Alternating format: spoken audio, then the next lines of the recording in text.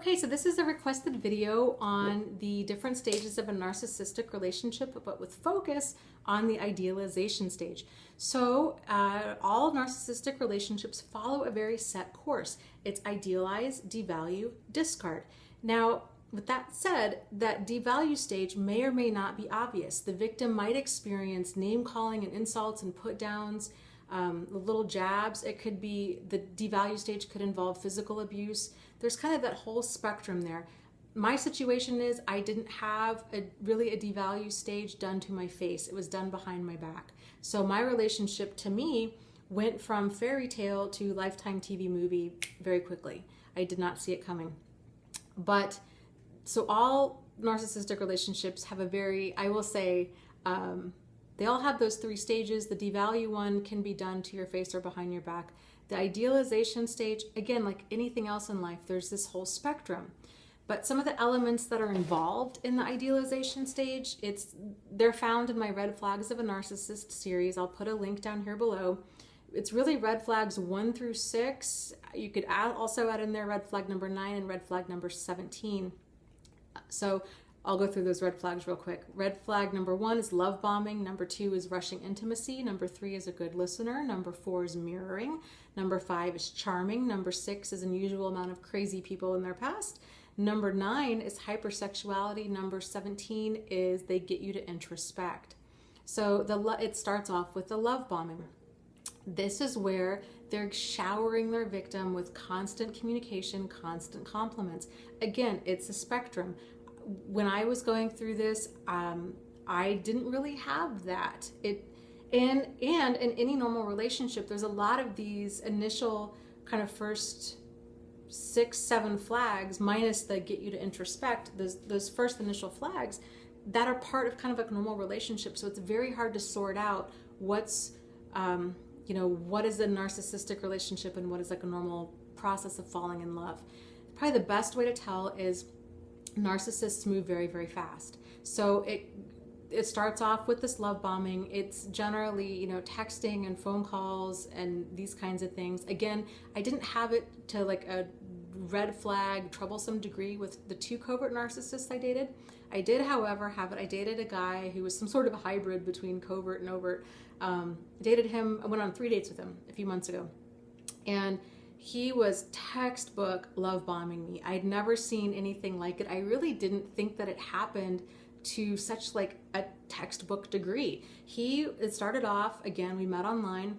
For about 2 weeks or so before we met, went from, kind of some long emails to very quickly multiple emails, 3, 4, 5 a day, to texting for hours a day. He was texting me around the clock. He was friend requested me on Facebook.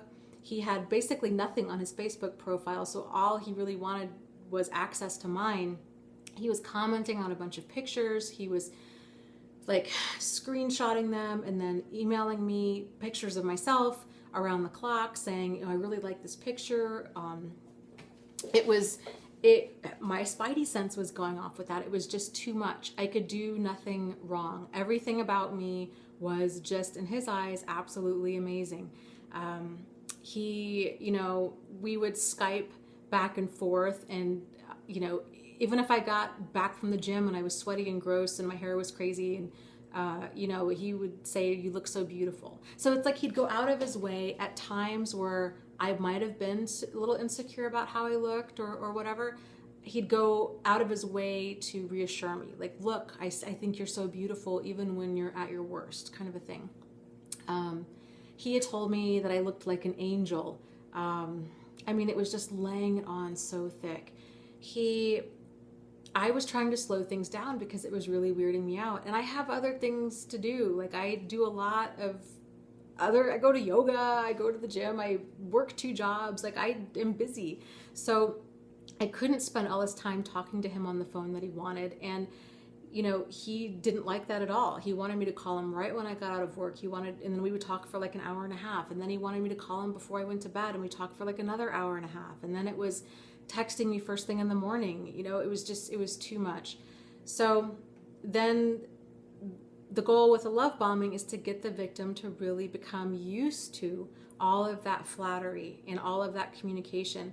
And then they move into the rushing of intimacy. This is talking about a future together. It's called future faking. So basically whatever future you want, they fake, and they say that they want that too. So if you want children, then they want children. If you don't want children, they don't want children. If you want to travel, they want to travel, and so on.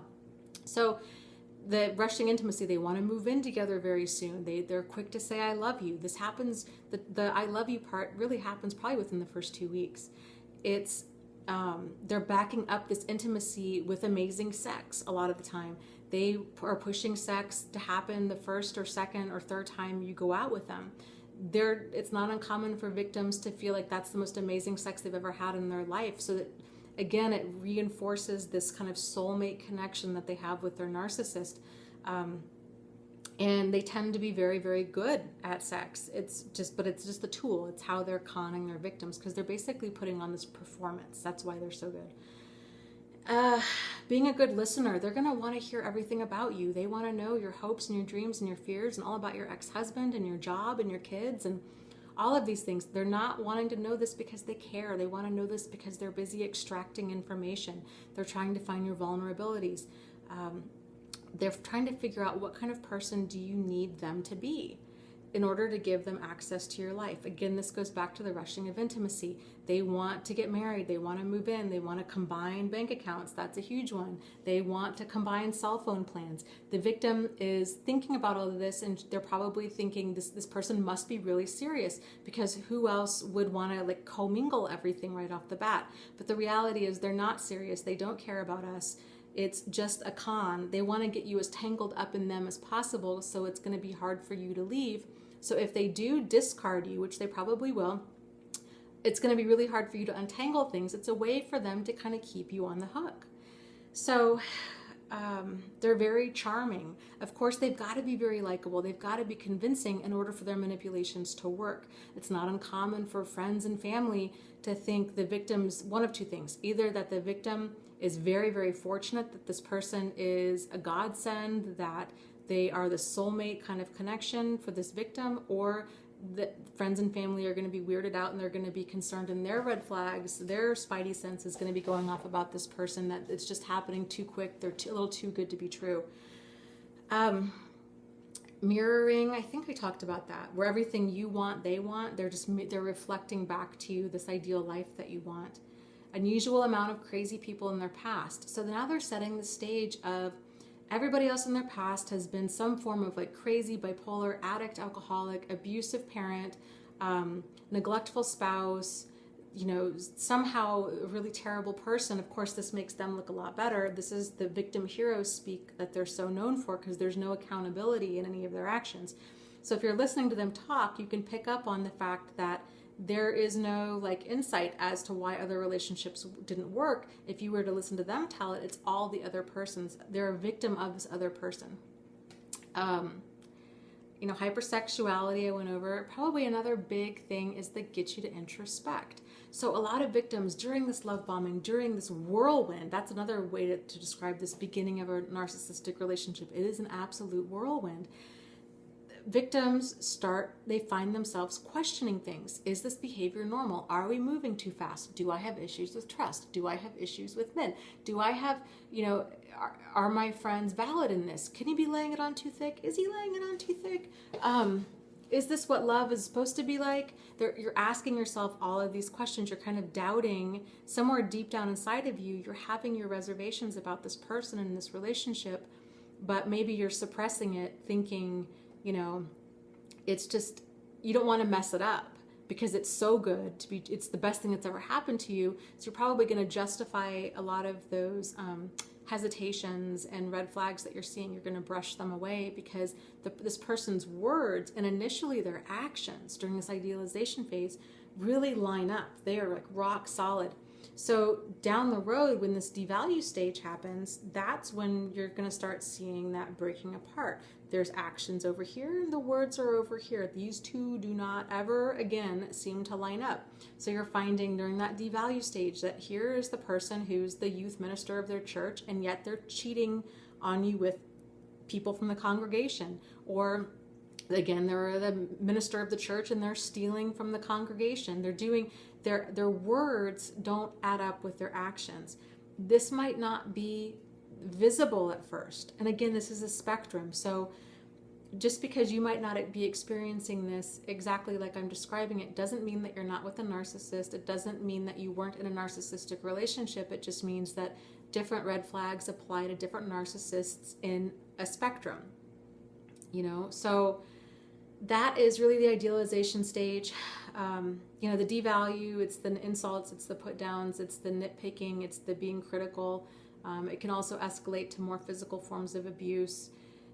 The discard happens quickly. It's generally, you find yourself replaced by somebody else within like 24 hours. It's very, very sudden. It's incredibly painful.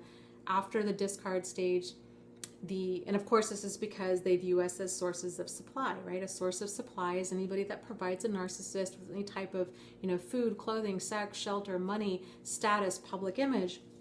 So once they grow bored of us, they're going to find somebody else. And they always have more than one person in the pipeline at a time. It's important to know that. Just because you don't see them, just because you don't catch them cheating doesn't mean that they aren't. They are. They're grooming the next people. And so that's why the victim is replaced so quickly, because they've already got people in the pipeline. So when that discard happens, then the next thing that happens tends to be hoovering. Hoovering is a term that's named after the Hoover vacuum. It's a manipulation technique that's designed to suck victims back into the relationship like a vacuum cleaner. And this is where they try to reopen communication with the victim. And it's all kinds of stuff. They have cancer, they're suicidal, they have money for you, they have a question about bills, they have a question about the kids, they're truly sorry that they found God, you know, it's Christmas, or, you know, come on, just text me real quick and let me know that you're okay. It's all these little things that they're trying to find a weak chink in your armor so they can get back into your life.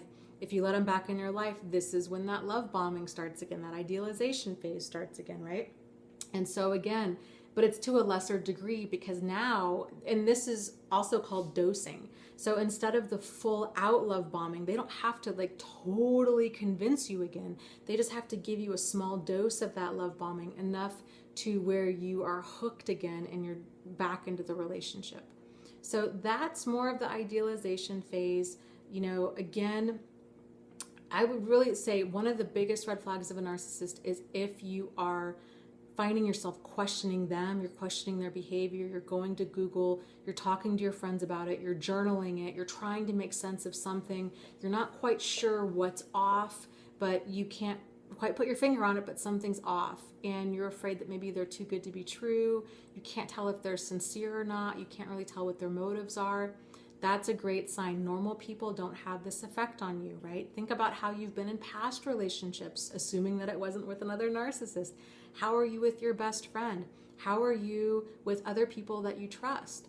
Do you question every little thing that they do? Do you question their behavior and their intentions, and whether or not you trust people or have issues with commitment? Probably not. It's probably because it's very specific to this person. This is a highly manipulative person, and on some level you're sensing that.